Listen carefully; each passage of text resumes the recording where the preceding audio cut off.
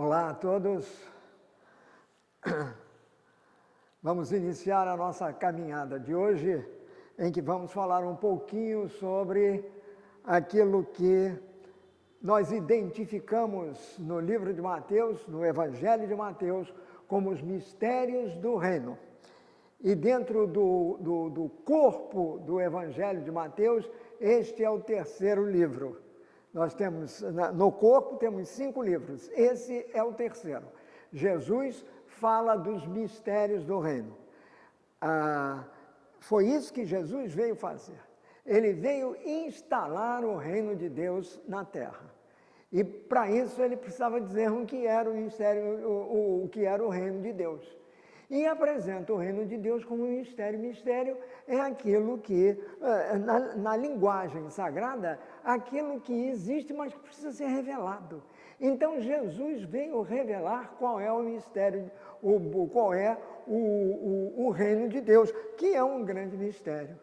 Mas, desde já sabendo que o reino de Deus não é algo geográfico, não é algo estático, não é algo que fica na Europa, na América, na Oceania, não. O reino de Deus está onde você estiver, onde eu estiver. E o reino de Deus não é estático, ele é dinâmico. Então, evidentemente, que quem, na realidade, instala hoje o reino de Deus, somos nós. E o reino de Deus vai ser entendido pelas pessoas que estiverem ao nosso lado como sendo aquilo que nós praticamos, em nome de Cristo Jesus. Ou seja, a missão que nós cumprimos é uma missão relativa àquilo que é o reino de Deus. O reino de Deus nos coloca perto de Deus. Por isso é que, e é um reino porque Deus é o rei do universo em Jesus Cristo, por Jesus Cristo, com Jesus Cristo.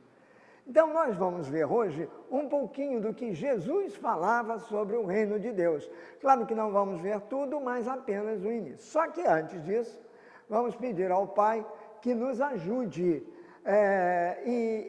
nessa nossa caminhada de hoje, que é a caminhada de todos os dias. Em nome do Pai, do Filho e do Espírito Santo. Amém.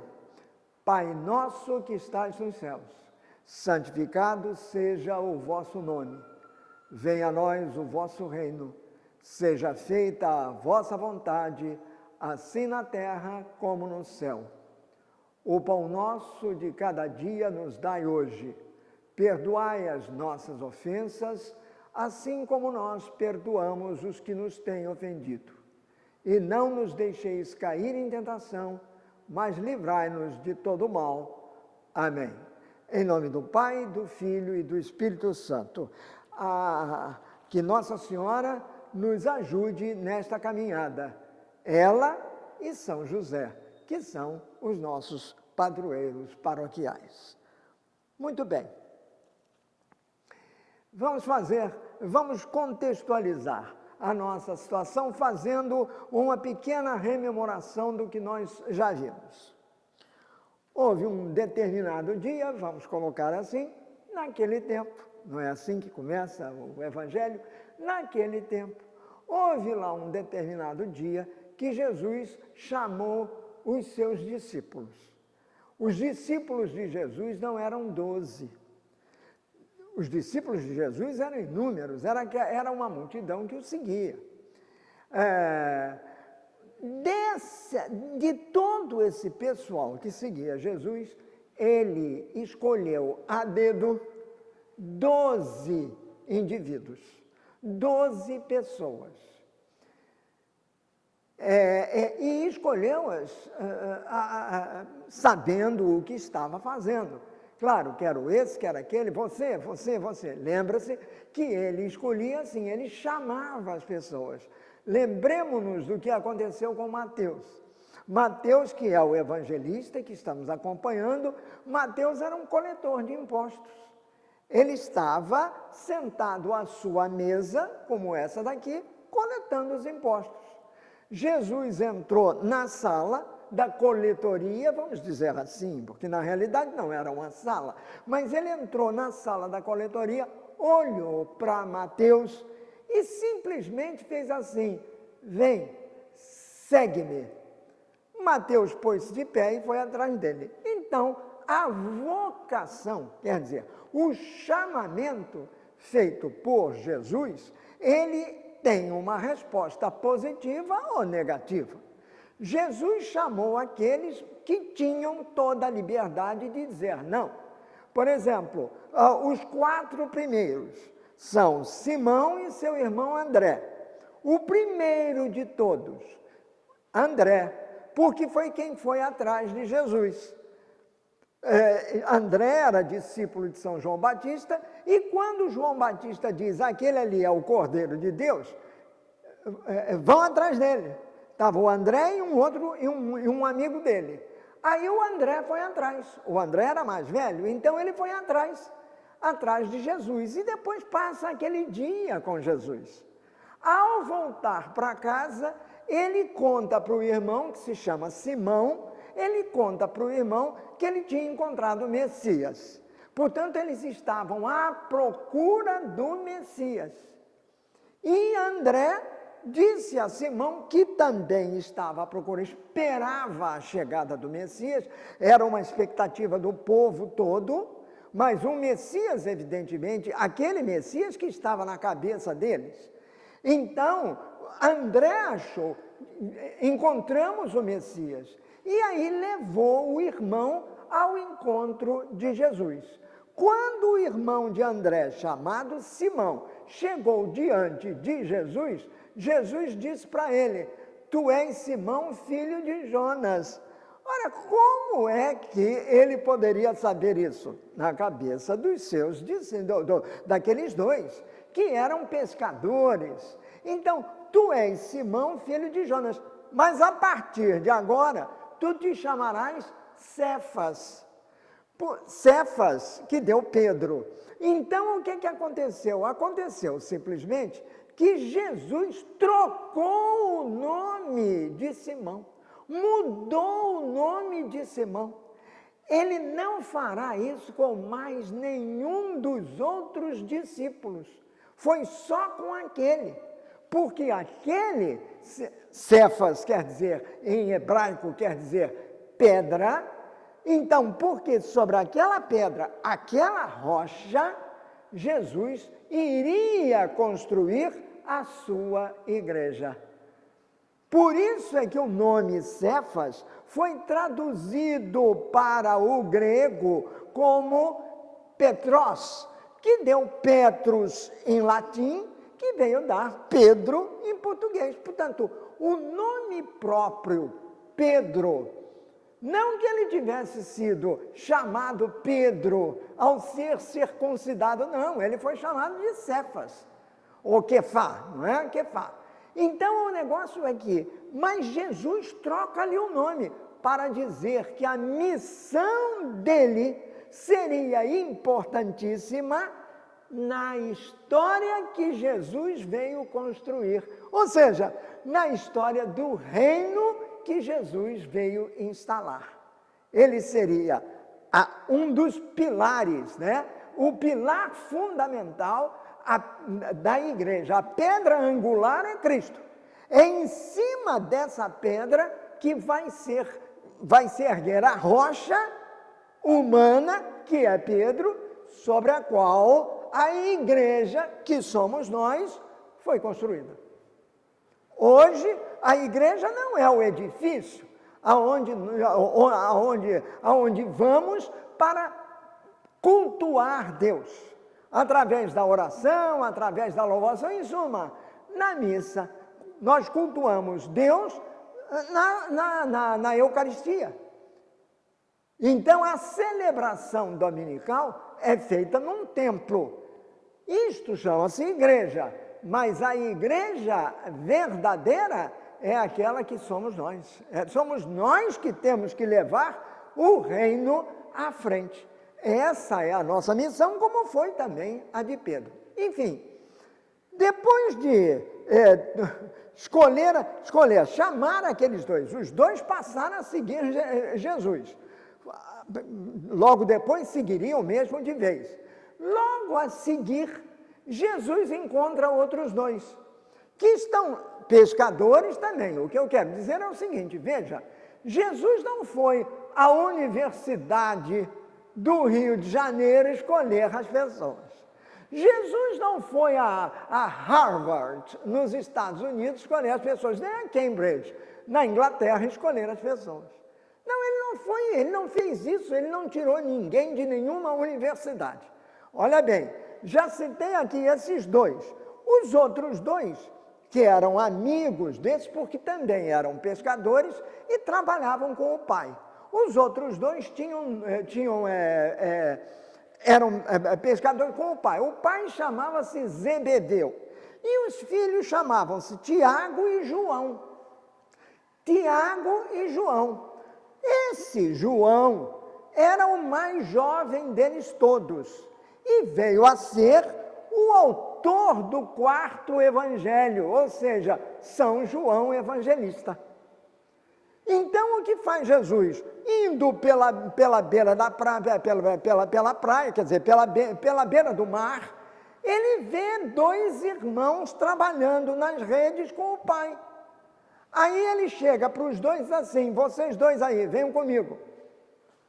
E os dois foram. Um deles, a propósito, já tinha até ido, porque foi André, ao encontrar Jesus, estava acompanhado de um outro, que é João. Então, João e André e João, foram os que passaram aquele dia do primeiro encontro com Jesus. Passaram o dia inteiro com Jesus. E como é que a gente sabe disso? Sabe porque João contou essa história no seu evangelho. João ficou tão marcado por aquele momento que depois registrou. Então, os 4 primeiros, que seriam os discípulos e posteriormente apóstolos, foram Simão e André, irmãos. Tiago e João, irmãos. E logo depois, na sequência aqui de Mateus, embora talvez não tenha sido essa necessariamente a sequência, Jesus vai chamar o coletor de impostos.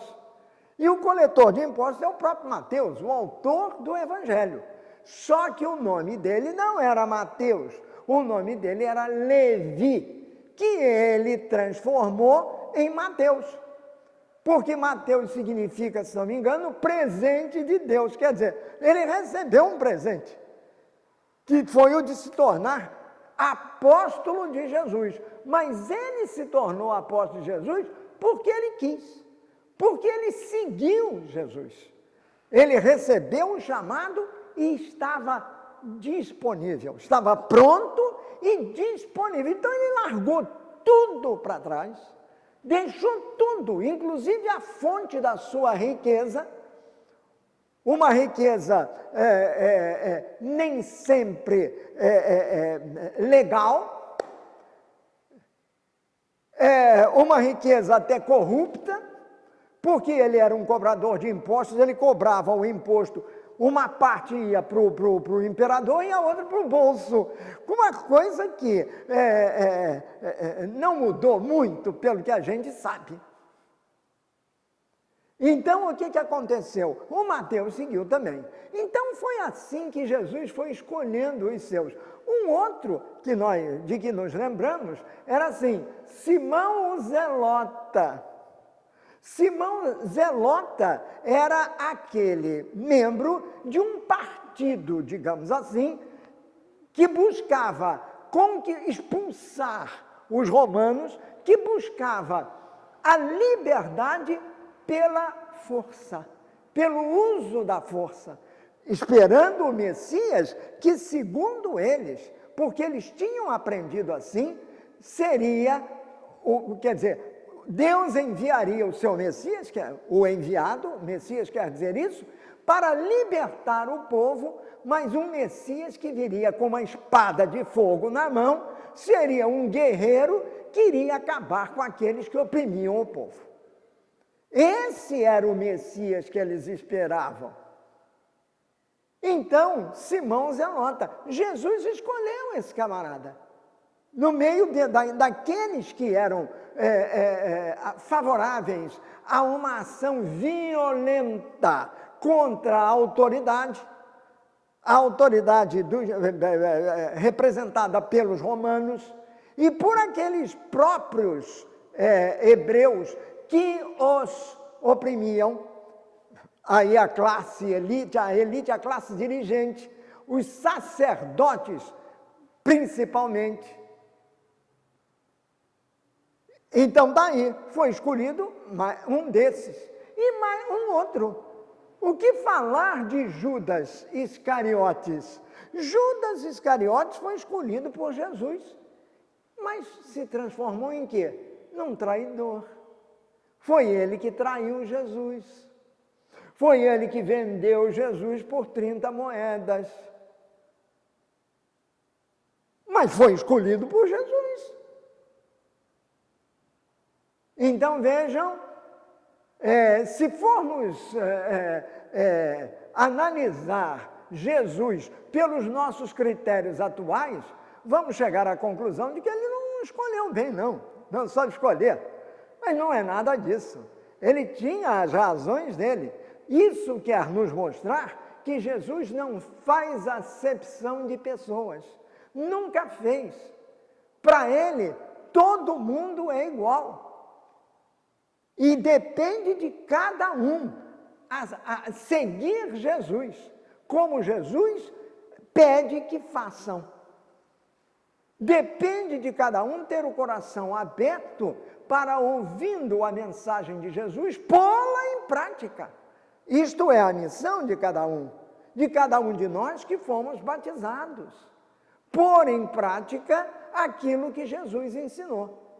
E o que Jesus ensinou está muito, compõe todo o Evangelho, e no Evangelho de Mateus há uma parte específica que se chama os mistérios do reino, como eu coloquei aqui, os mistérios do reino. Muito bem, depois de ter escolhido os seus discípulos, aos quais ele chamou de apóstolos. Apóstolo quer dizer isto, mensageiros. Eles são anunciadores. Anunciadores de quê? Da boa nova da salvação.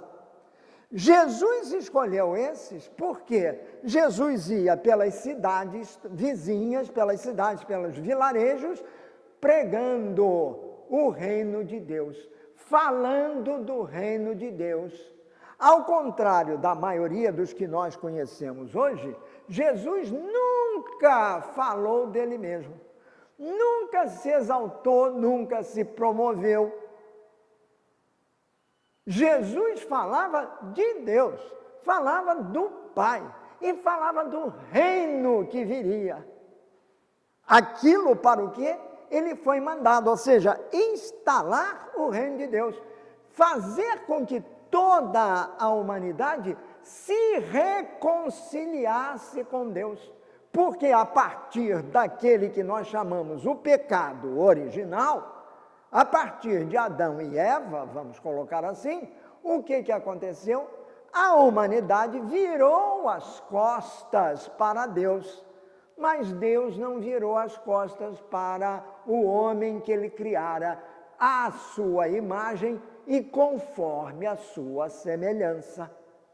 Deus volta-se para ele por amor, o homem criado por amor merece o amor incondicional, o amor permanente de Deus, o amor infinito de Deus, aquele amor que não se acaba. É esse o amor que Deus dá para as pessoas que se voltam para Ele, que querem estar sempre com Ele, que querem seguir nas pegadas dEle. Deus se encarna, como homem, e aí, como homem, vai fazer exatamente isto. Ele é o Filho do Deus vivo. Ele vai pregar a salvação no reino de Deus, vai falar do reino de Deus, pregando a salvação para todos.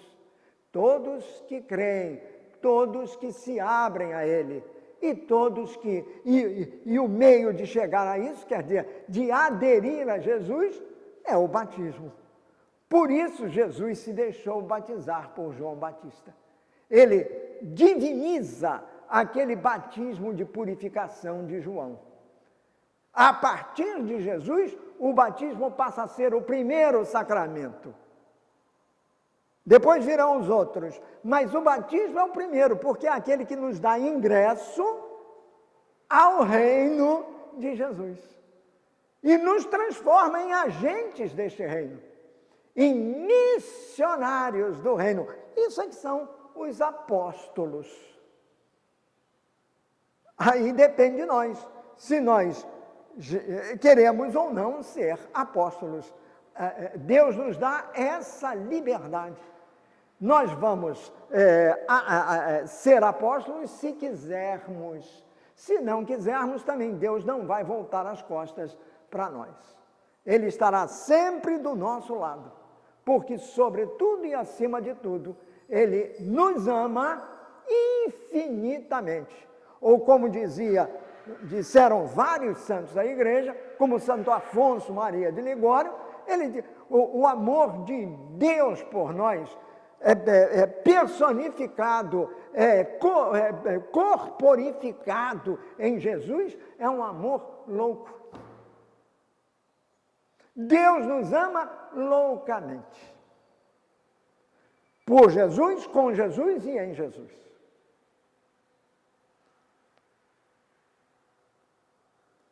Jesus precisa desses 12 e começa a ensinar para eles aquilo que eles deveriam falar e aquilo que eles deveriam pôr em prática. Quer dizer, Jesus é didático e ao mesmo tempo prático. Por quê? Ele ensina o que fazer, didático, mas ele põe o que ele ensina em prática. Jesus não é teórico, Jesus é teórico e prático. E os discípulos vão aprendendo com ele, porque Jesus precisa deles. Precisa deles. Podemos perguntar, não, na realidade ele não precisaria, sendo ele quem é. Todavia, ele quer precisar. E esta é a nossa grandeza. Ele quer precisar de nós, como se de nós ele tivesse necessidade. Não, ele não tinha necessidade, mas ele quis precisar. Ou seja, ele nos chamou para ajudá-lo na missão.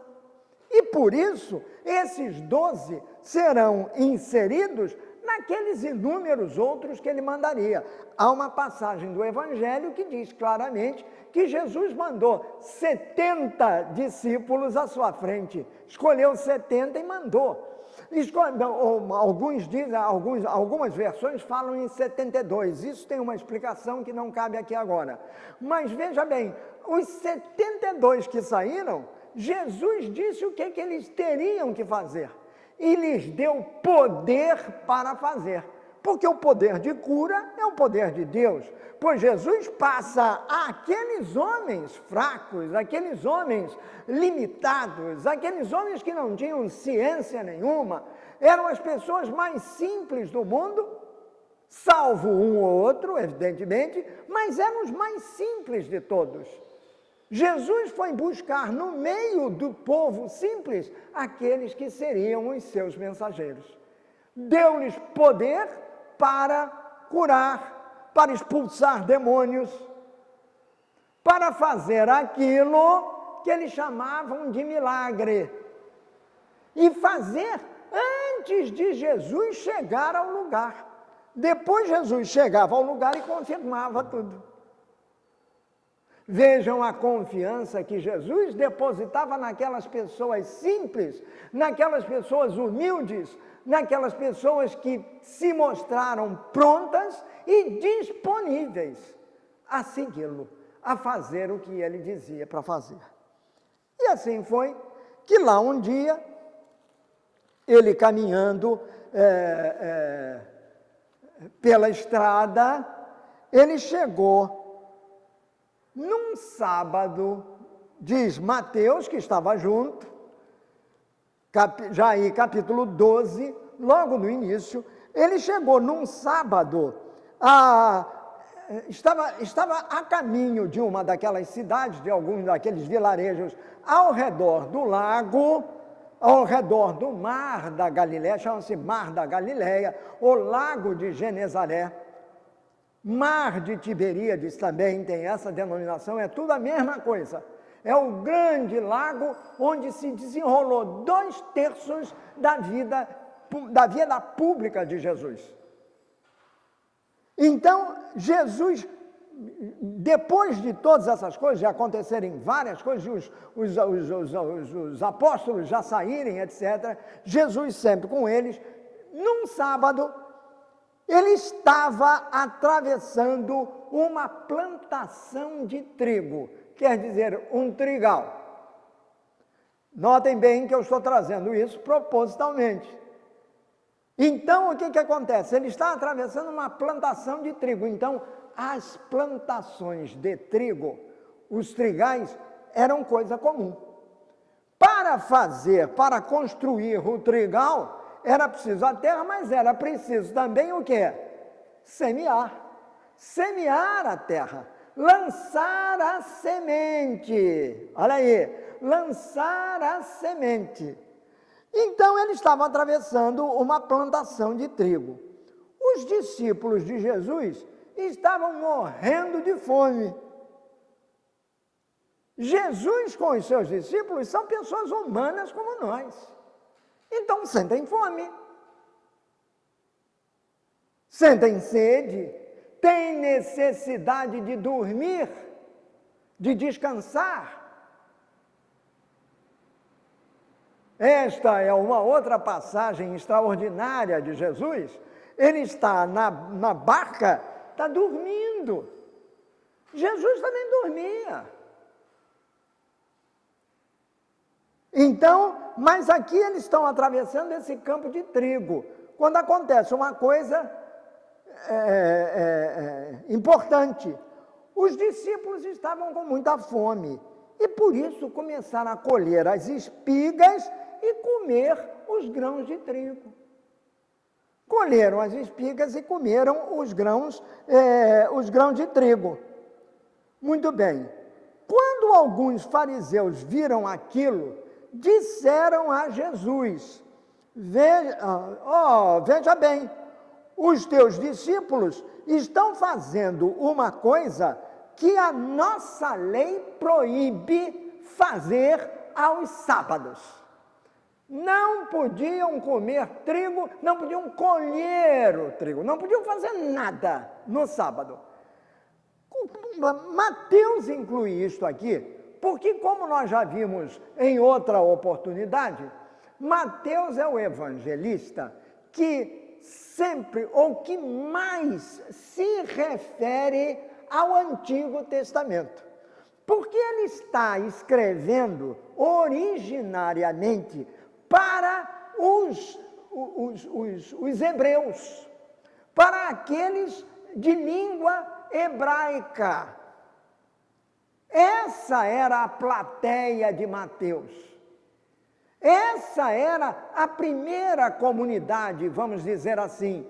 Eles vinham da antiga lei e estavam vivendo agora a nova lei.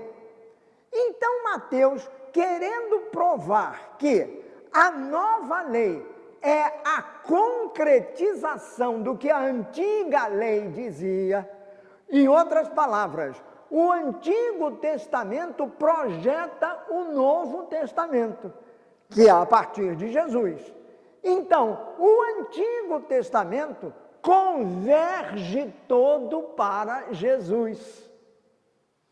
Então, toda vez que é importante, Mateus conta uma história que é calcada ou que tem a sua base explicativa da passagem do Antigo Testamento. Essa é uma delas.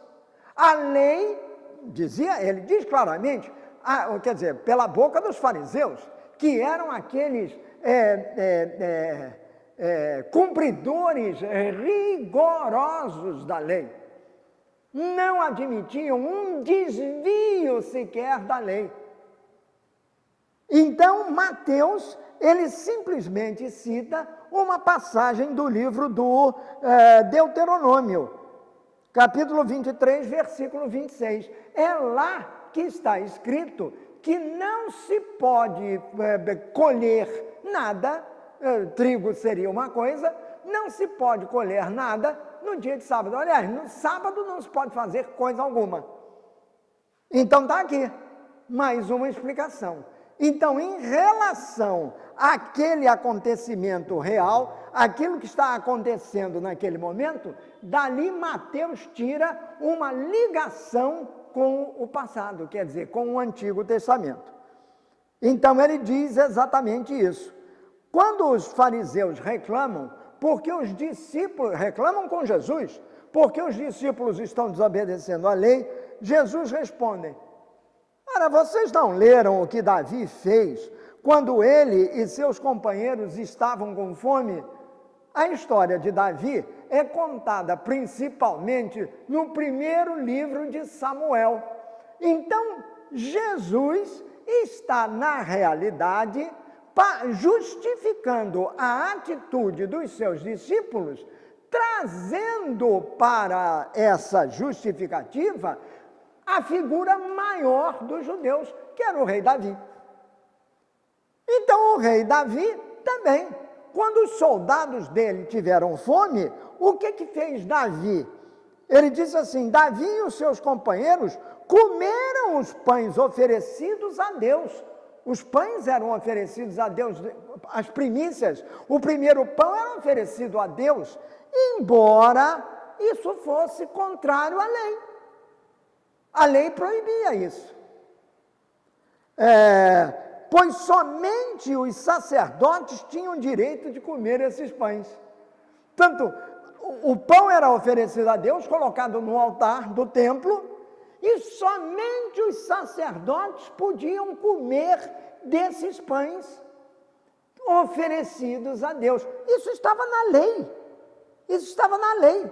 Isso estava lá no Levítico, que trazia todas as prescrições legais do que fazer, do que não fazer. Mais uma vez, o que está acontecendo?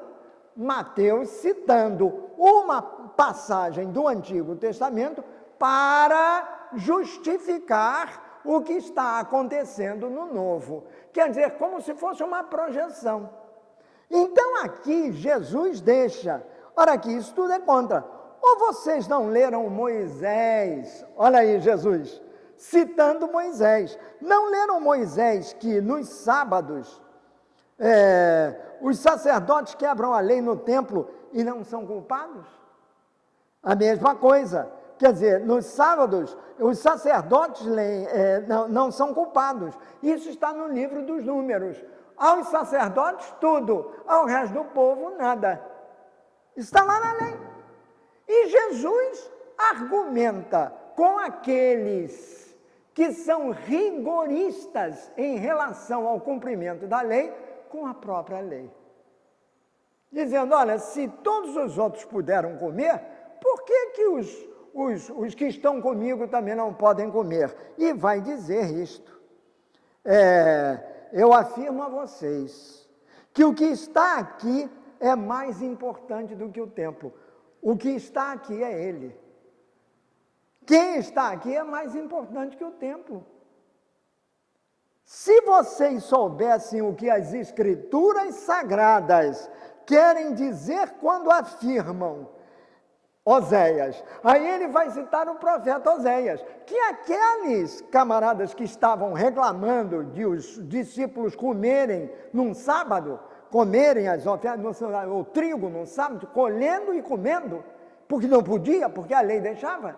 Jesus aí pega uma palavra do profeta Oséias, que diz exatamente assim: eu quero que as pessoas sejam boas e não me ofereçam sacrifícios. Vocês não condenariam quem não tem culpa. Aí, os fariseus estavam condenando os discípulos, mas Oséias tinha dito, palavra de Deus, eu não quero sacrifícios, eu quero simplesmente que vocês vivam como eu vivo para vocês. Que vocês sejam bons como eu sou bom. Esse é o maior oferecimento que nós podemos fazer a Deus. Porque fomos criados à sua imagem e conforme a sua semelhança, então devemos fazer as coisas que agradam a Deus. As coisas que Deus faz. Jesus cala a boca dos que o acusavam, certamente. Então ele diz assim, pois o Filho do Homem, para completar a história, ele diz assim, pois fiquem sabendo, o Filho do Homem tem autoridade sobre o sábado. Em outras palavras, o Filho do Homem é o Senhor do sábado. Ou seja, o sábado foi feito para o homem, e não o homem para o sábado. O sábado não existe para impedir que o humano faça aquilo que precisa ser feito ou aquilo que ele gostaria de fazer. Não! O sábado não foi feito para tolher a liberdade do homem. Pois o Filho do Homem tem autoridade sobre o sábado. Isto é, Jesus é o Senhor do sábado, porque Ele é o Criador de tudo com o Pai. Essa foi a resposta que Jesus deu. Isso aconteceu num sábado. Aí passou-se mais um tempo. Jesus foi andando, até que finalmente, lá pelo meio da semana, há um outro episódio que acontece antes disso, mas eu não vou entrar nele, e vou passar direto daqui, isso está aqui, na primeira parte. Aí vamos passar direto para cá, para o capítulo número 13. E novamente, entendendo isto, naquele mesmo dia, Jesus saiu de casa, diz o capítulo 13, no versículo 1, e foi para a beira do lago da Galileia. Aí sentou-se ali e começou a ensinar. Mas era tão grande a multidão que se acercou dele, que Jesus entrou num barco, e sentou-se, e o povo ficou em pé na praia. Uma explicação rápida. Jesus era considerado um rabi, ou seja, um mestre. Os mestres, quando se dirigiam, os mestres da lei, quando se dirigiam aos seus ouvintes, falavam sentados. E os ouvintes ficavam em pé.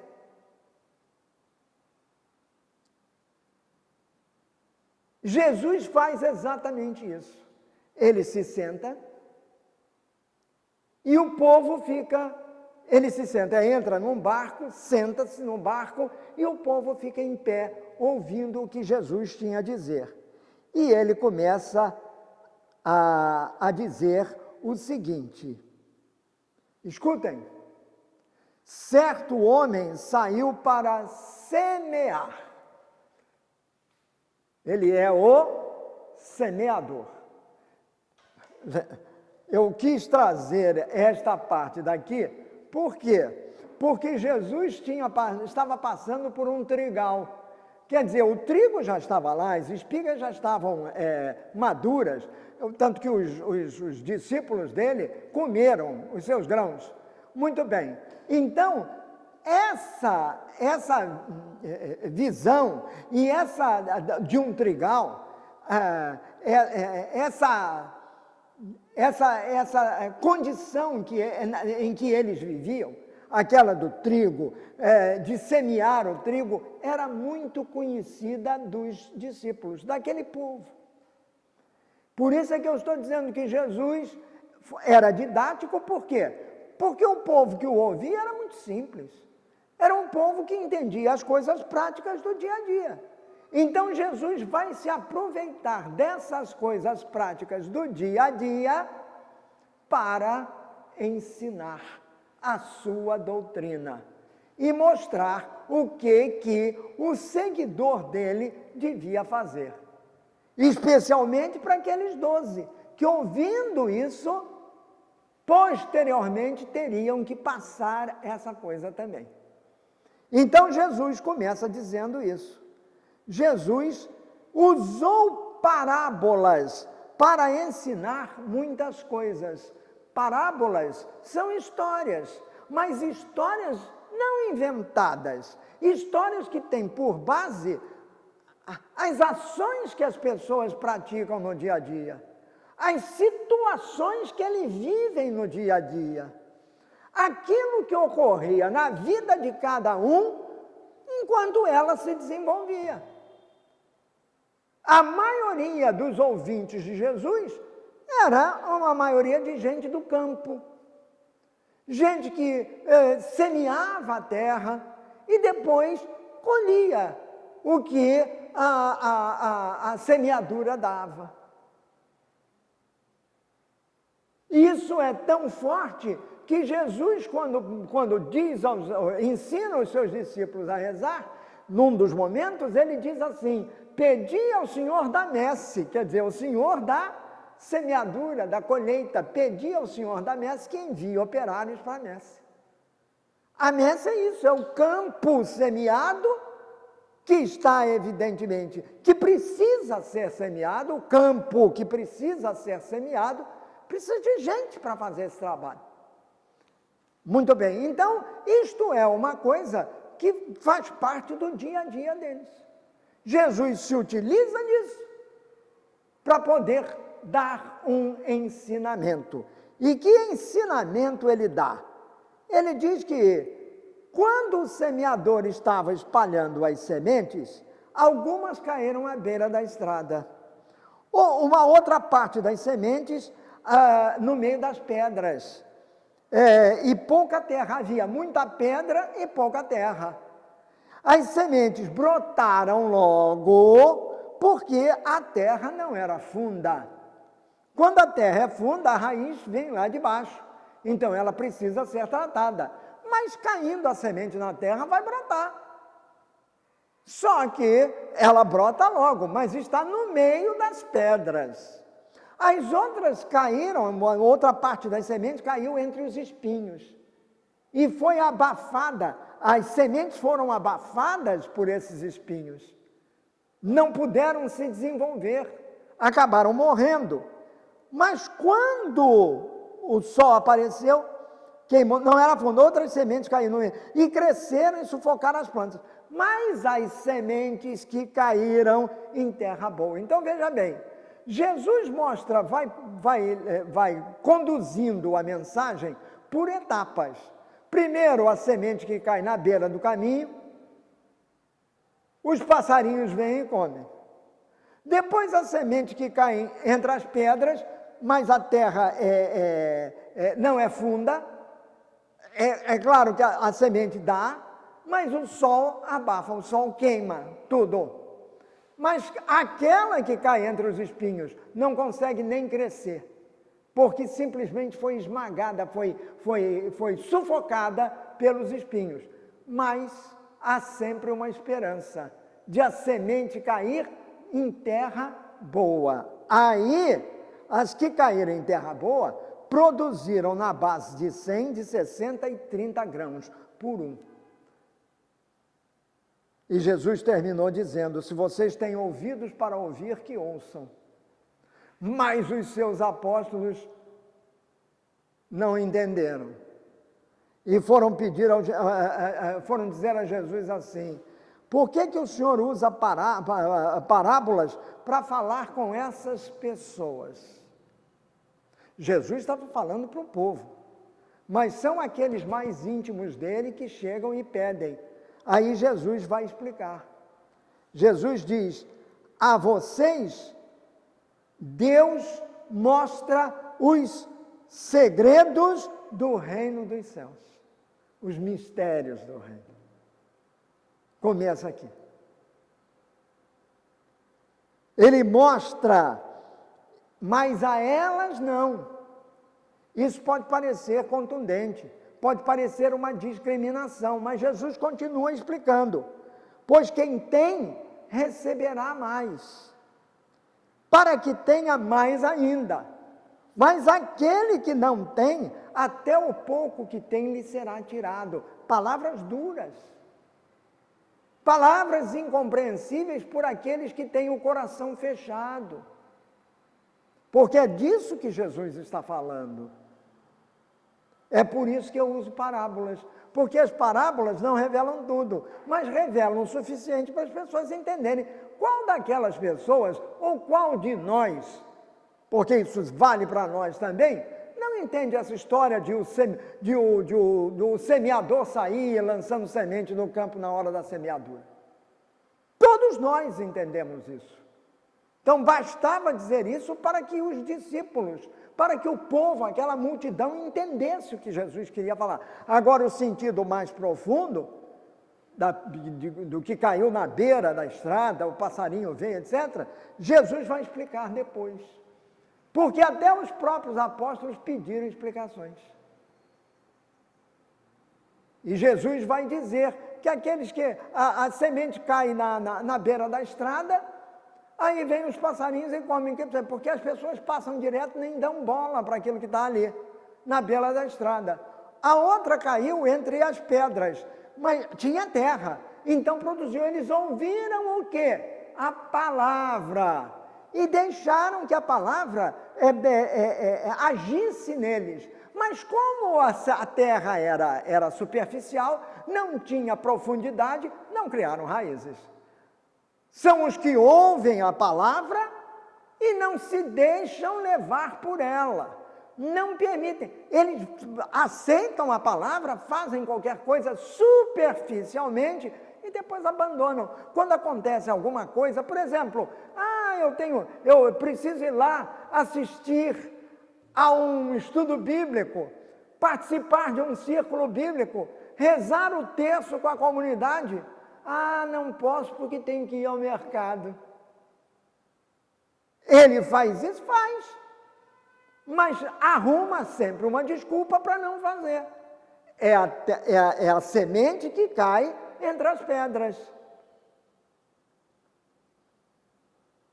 Ele sabe o que tem que fazer, mas ele simplesmente, como não tem raiz, por não ter o hábito da leitura da Sagrada Escritura, não tem aquele desejo íntimo de realmente se aprofundar no estudo da palavra, aí inventa, não que não queira, mas inventa desculpas para não ir.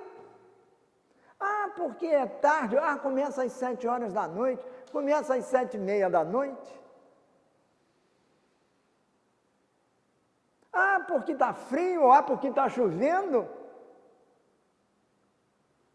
É aquele que arruma sempre uma desculpa para não se aprofundar no estudo da palavra. Portanto, é aquele que simplesmente não tem raízes profundas para saber ou para se interessar por aquilo que a palavra diz para ele.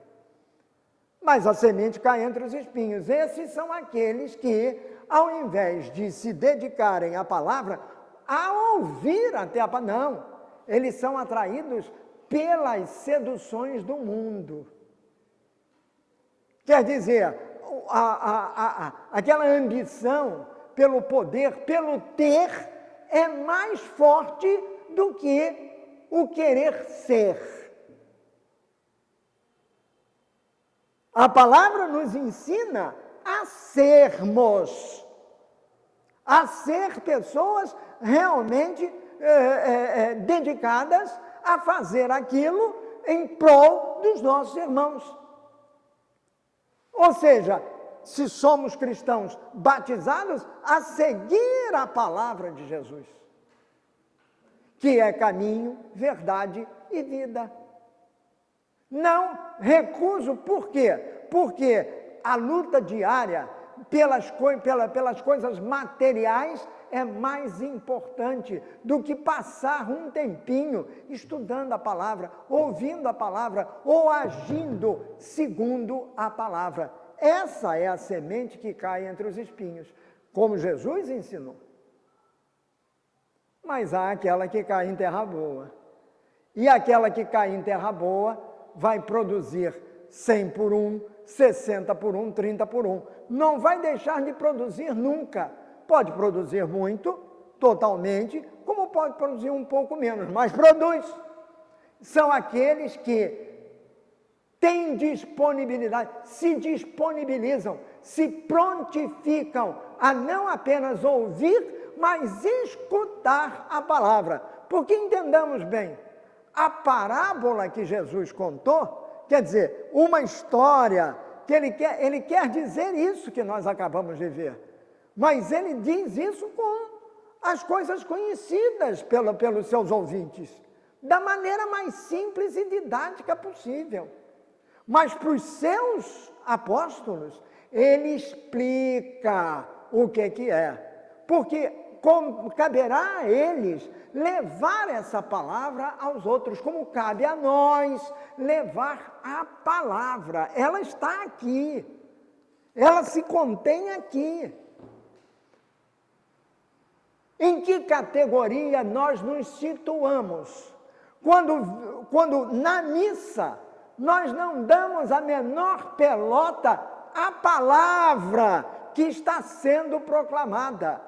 Primeira leitura, salmo, segunda leitura e o evangelho, que é pior ainda. Não damos a necessária atenção. Eu digo necessária, não é para Deus, é para nós. Viemos à missa por obrigação ou porque nós temos necessidade desse alimento? Alimento de vida, que é o pão da palavra, seguido do pão da Eucaristia. Nós comungamos depois de termos comungado a palavra. Primeiro a palavra, e a partir da palavra o pão da vida, que é o próprio Jesus em nós. Será que nós damos a necessária atenção a isso quando estamos participando da Sagrada Eucaristia? Aqui, evidentemente, Sagrada Eucaristia, com uma palavra só, da missa. Como é que nós assistimos à missa? Assistimos por assistir ou assistimos participando da missa? E participar, eu não estou dizendo apenas repetir as palavras que nós repetimos, porque isso é uma coisa mecânica. Nem as orações que... Como é que eu rezo o credo? Como é que eu rezo o Pai Nosso? Será que eu entendo o que eu estou falando ou apenas estou repetindo aquilo como se fosse uma máquina repetidora? Isso é palavra. É palavra que está sendo semeada. Como é que ela cai? No terreno que sou eu. Em suma, o que é bom a gente notar é que nesta parábola do semeador, Jesus fala mais de quê? Da semente. Não é do semeador. O semeador é Deus, na realidade, em última análise. Por intermédio de quem? De Jesus. Jesus semeou a palavra com os ensinamentos que ele deu a todos. Ele passou a sua vida ensinando, fazendo o bem. O maior bem que ele fez foi foi semear a palavra, sendo que ele é a própria palavra, já que ele é o Verbo de Deus encarnado. Ele é Deus encarnado. É o Deus que se tornou humano para que nós humanos nos divinizássemos. Nenhum Deus da antiguidade fez isso. Deus humano, só um, Jesus. O Filho do Deus vivo, o Filho de Deus, do Deus verdadeiro. E fez isso por ação do Espírito Santo, que é o amor de Deus unindo Jesus ao Pai e nós ao Pai por intermédio de Jesus, por ação do Espírito Santo em nós. Isso tudo calcado em quê? Na palavra que é a semente. A semente dessa parábola que Jesus conta. Ele fala mais da semente do que do semeador. A semente que cai aqui, cai ali, cai acolá. A semente que não produz e a semente que produz. Em que categoria nós nos enquadramos? Por isso Jesus começou a sua série sobre os mistérios do reino com essa parábola, que era mais fácil de ser entendida. Porque é do dia a dia daquela gente toda que o ouvia. E isto chegou a nós. E é lida nos nossos encontros comunitários. E que deve ser enfatizada, por isso estamos enfatizando hoje. Em busca disto, que, afinal de contas, temos a semente e nós somos o terreno. Jesus é o semeador. Ele vem com a semente e lança no terreno. O terreno, a terra que recebe a semente, somos nós.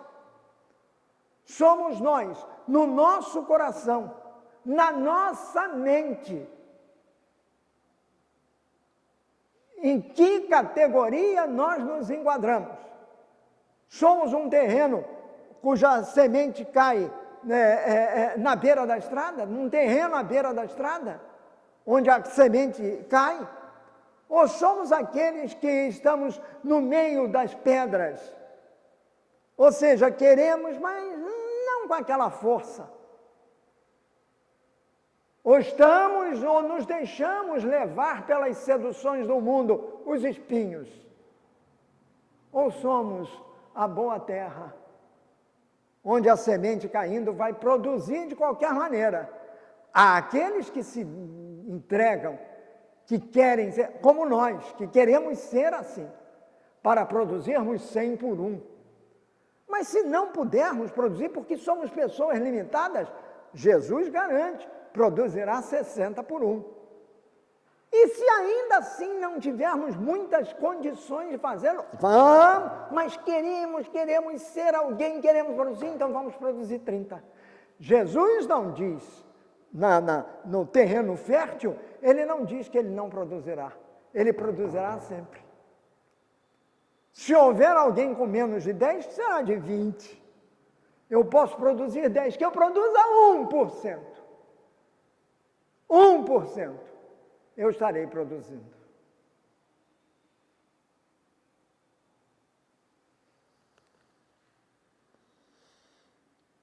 Jesus, então, ensinou a parábola para os seus discípulos. E aquela comparação que ele fez, de que aquele que tem, mais terá, e aquele que não tem, o pouco que tem, lhe será tirado, Mateus, para provar, quer dizer, disse isso, mostra essa história, mas aqui ele cita especificamente de onde Jesus tirou isso. E tirou de quem? Do profeta Isaías. Citado especificamente aqui, olha aqui.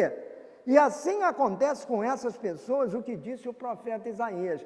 Jesus diz aos seus discípulos. E o que disse o profeta Isaías? Diz assim: vocês ouvirão, mas não entenderão. Sabe por quê? Porque ouvir, a gente ouve com os ouvidos, se não formos surdos. Se a gente for surdo, não consegue ouvir.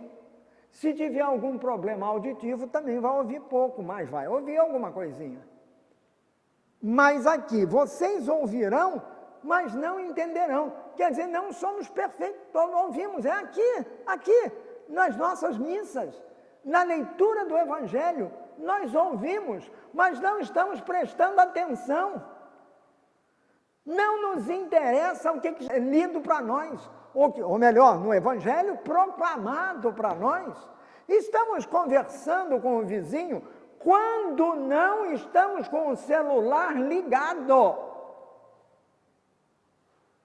O que indica indiferença ao que está acontecendo, da parte que está com o celular, como também diz respeito a quem está do lado. A gente cansa de ver isso.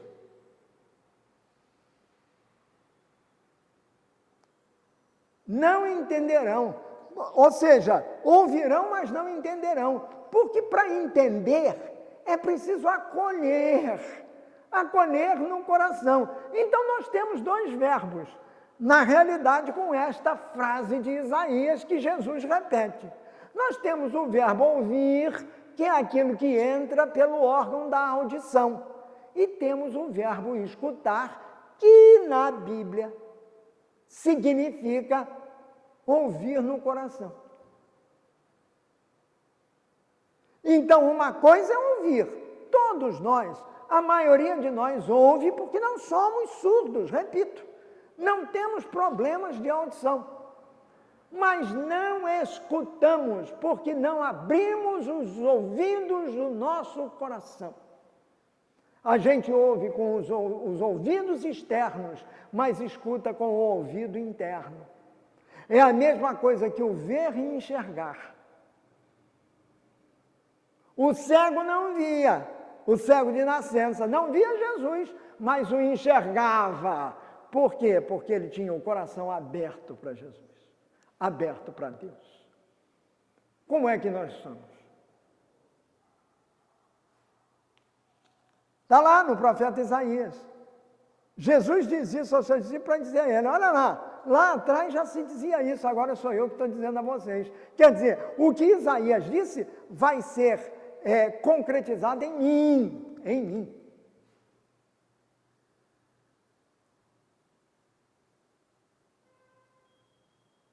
Se eles tivessem feito isso, se tivessem escutado, os seus olhos poderiam ver. E os seus ouvidos poderiam ouvir. A sua mente poderia entender e eles voltariam para mim. Isso é Isaías. E eu os curaria. Portanto, Isaías está falando de quem? Do Messias. E quem é o Messias? É Jesus. Então nós temos que ver e ouvir Jesus externamente, mas temos que enxergar Jesus com os olhos internos e escutar Jesus com o coração. Em outras palavras, temos que acolher a palavra. Acolher a palavra é no nosso interior. Acolher a palavra é mostrar-se disposto a recebê-la e a pô-la em prática. Porque também sem a prática não adianta nada. Levar a palavra a todas as pessoas é missão nossa, não é só do nosso pároco, não é só dos sacerdotes, dos bispos, dos religiosos, do Papa. Não, todos nós. Ah, mas eu não sei falar. Ué, o Moisés também não sabia.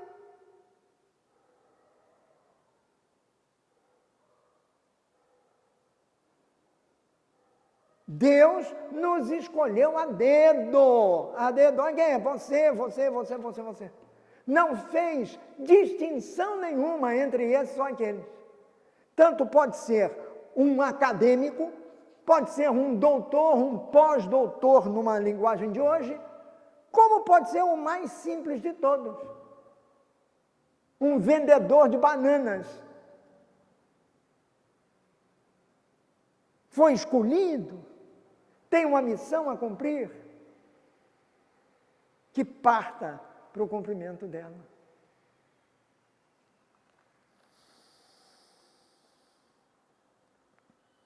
logo a seguir, Jesus contou outra parábola.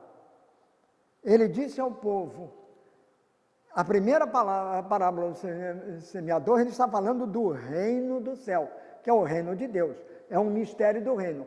Esta é a segunda parábola. Na realidade, ao todo, há 13 parábolas em Mateus, sendo que as que vêm logo na frente, que são em 7 dessas parábolas, são contadas aqui no capítulo número 13.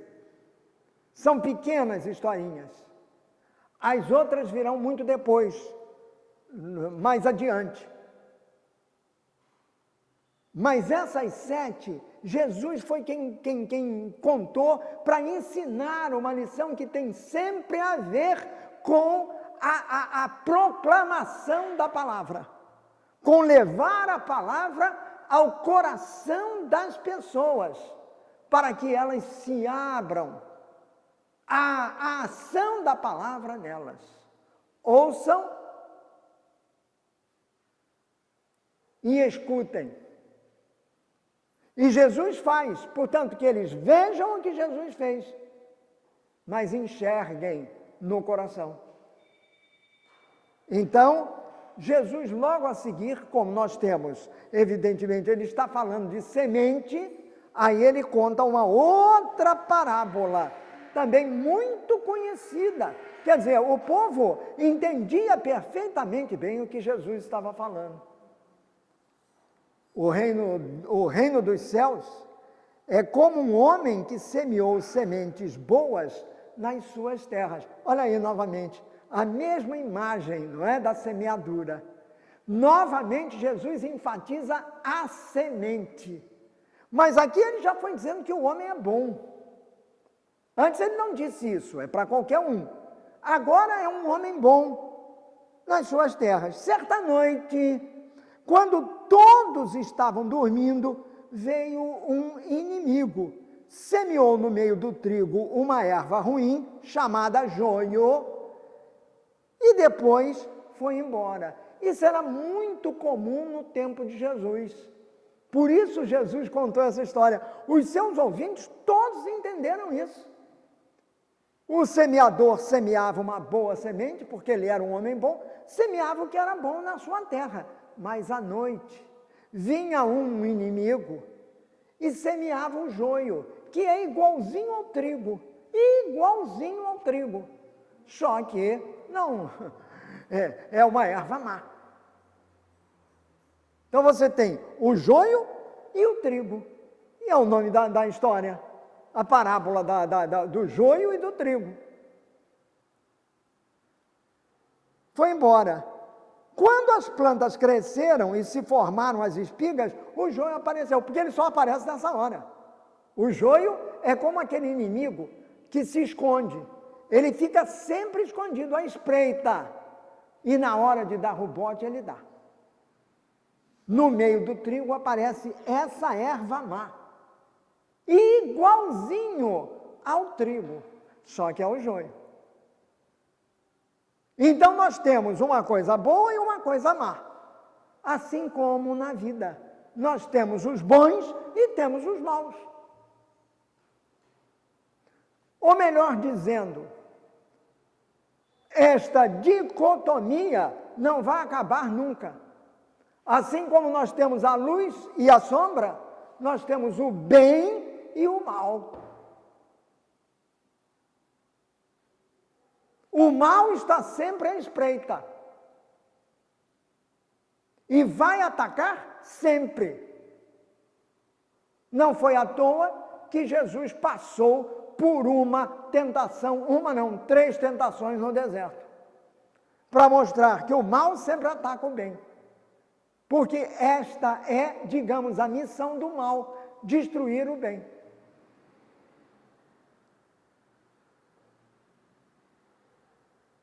Aí os empregados, quando viram o joio e trigo, os empregados foram ao dono da terra e disseram: Senhor, tu semeaste sementes boas nas tuas terras, de onde será que veio este joio? Quer dizer, se tudo era bom, como é que aparece alguma coisa ruim? Na prática era o que acontecia mesmo, porque alguém vinha à noite e jogava as sementes do joio, no meio das sementes boas, iam crescer junto.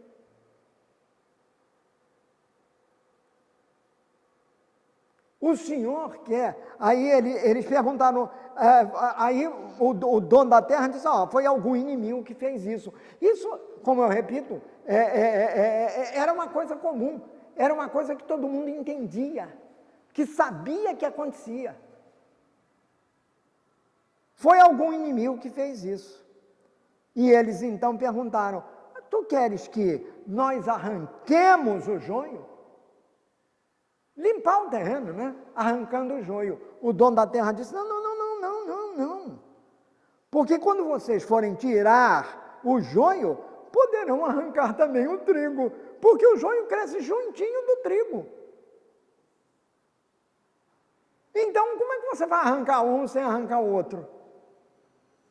Jesus é prático. Não. Deixem o trigo e o joio crescerem juntos. Portanto, o bem e o mal estão sempre juntos. Um acompanha o outro. Um até, eu diria, não vai sem o outro. Assim como a sombra acompanha a luz.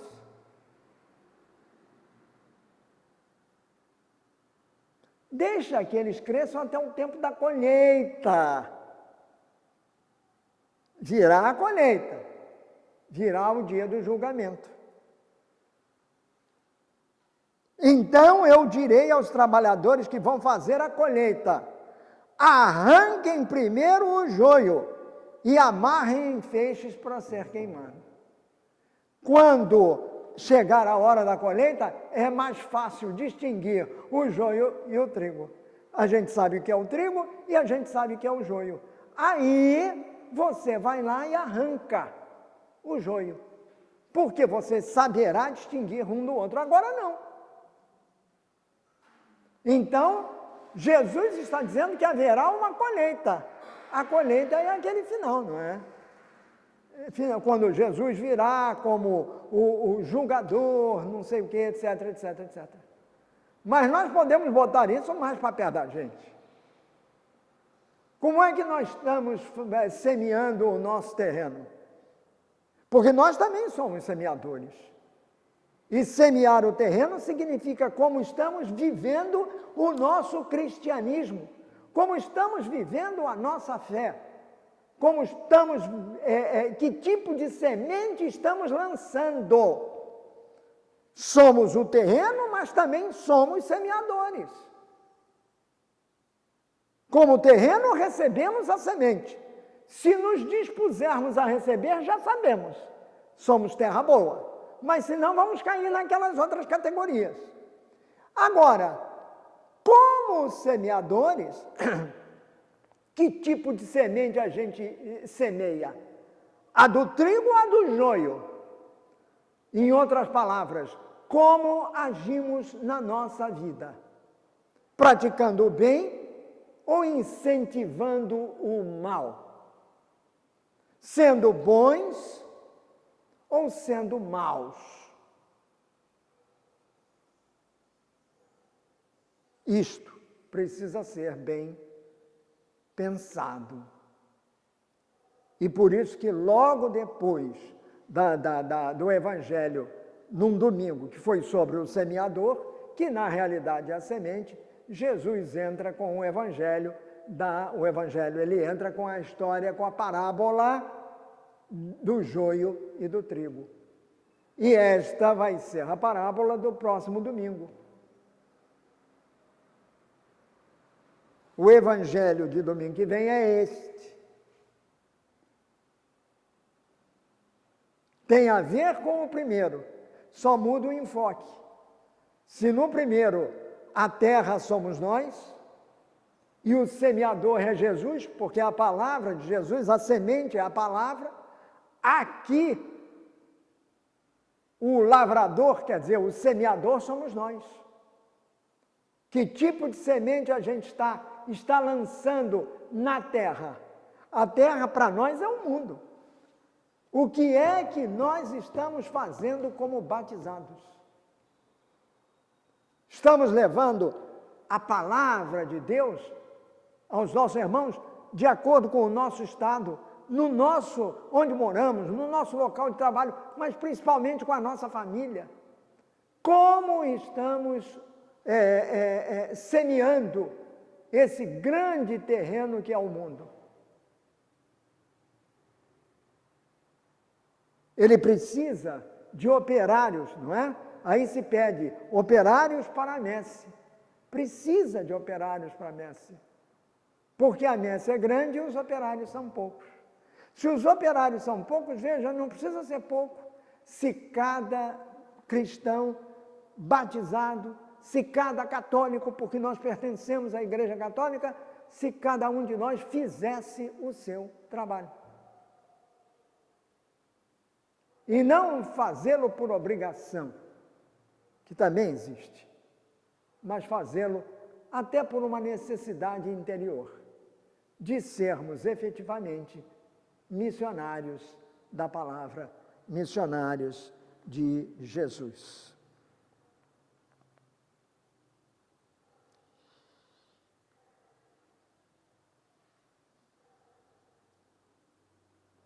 Jesus terminou a parábola do semeador dizendo o seguinte: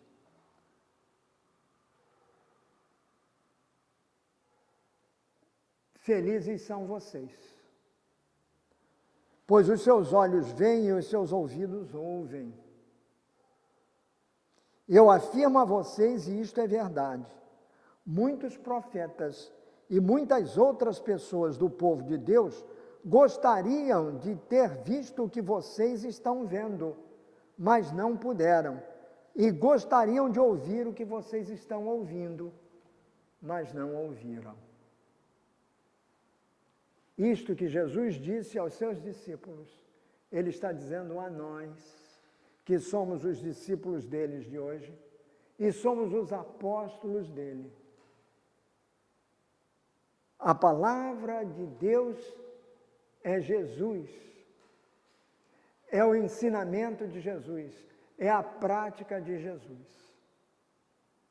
Que nós, batizados, saibamos levá-la aos nossos irmãos. Saibamos praticá-la junto com os nossos irmãos. Saibamos vivenciá-la no nosso dia a dia. Que nós nunca deixemos a palavra cair em terra ruim. Que nós sejamos a terra boa, semeada pela palavra de Deus, que é o Cristo Jesus em nós. E que na hora de sermos os semeadores, ao lançarmos a semente, nós lancemos a semente do trigo, mas não a do joio. E poderíamos estender para dizer, sejamos nós próprios, o trigo e não o joio. Que as pessoas que nos ouçam, que nos ouvem, e as pessoas que nos veem, eles possam dizer, bem, esse que está falando, ele não apenas fala, ele faz. E sabe por que ele faz? Porque ele ouve e escuta no coração. Ele vê com os olhos da face e enxerga com os olhos do coração. Sumarizando, ele recebe a palavra e a acolhe no coração. E como está pronto, disponível, como aqueles discípulos que Jesus escolheu, prontidão e disponibilidade. Ele leva adiante a palavra como semeador do trigo e como a boa terra, onde a semente, que é a palavra de Jesus, cai toda vez que nós a ouvimos. Que assim seja, e que nós possamos ser essas pessoas, por intercessão de Nossa Senhora e de São José, para dizer a Jesus: obrigado, Senhor, tu me chamas para ser o teu semeador, eis-me aqui como terra boa. Peçamos a Maria que nos acompanhe, que nos oriente e que nos guie sempre, dizendo a ela, agradecidos por Jesus: Ave Maria, cheia de graça, o Senhor é convosco, bendita sois vós entre as mulheres, e bendito é o fruto do vosso ventre, Jesus. Santa Maria, Mãe de Deus, rogai por nós, pecadores, agora e na hora de nossa morte. Amém. Em nome do Pai, do Filho e do Espírito Santo. Amém. Até o nosso próximo encontro, se Deus quiser. Tchau.